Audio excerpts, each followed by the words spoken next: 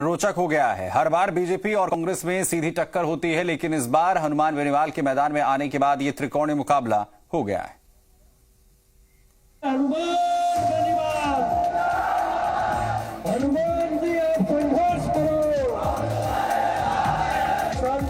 बाड़मेर के रेगिस्तानी धोरों में सर्दी जितनी बढ़ रही है, सियासी तपिश उतनी ही बढ़ रही है।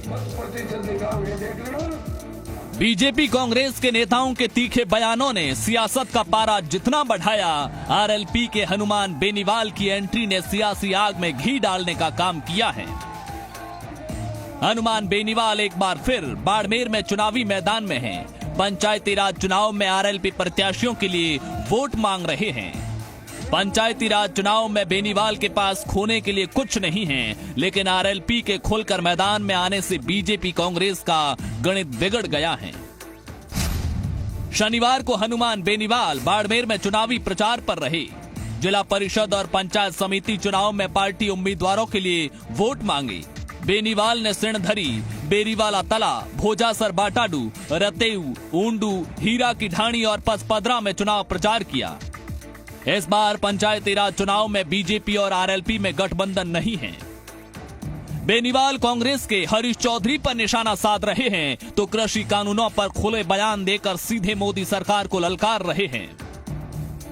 हरीश चौधरी का गढ़ थोड़े है, वो तो आरएलपी का गढ़ है भाई। तो अब कि उसको रवाना करा देंगे परमानेंट यहाँ से, बोरी बिस्तर बंधा के, वो है ही नहीं यहाँ का, जोधपुर रहता है भाई। तुम्हें इस बार आरएलपी का परचम लहराएगा। आज किसान संगठनों से बात भी करिए, अगर आवश्यकता पड़ी तो मैं नए सिरे से दिल्ली कूच की तैयारी करूंगा। इधर बीजेपी की ओर से कैलाश चौधरी पार्टी का मोर्चा संभाले हुए हैं।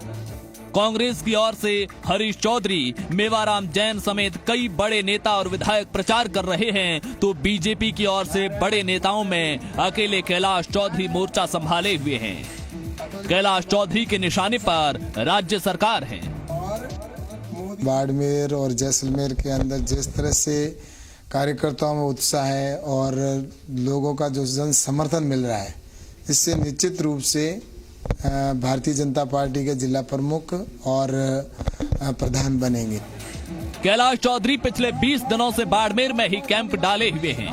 पंचायती राज चुनाव किसी भी पार्टी के लिए कार्यकर्ता तैयार करने और आगामी लोकसभा विधानसभा चुनाव में जमीन तैयार करने का आखिरी मौका होता है।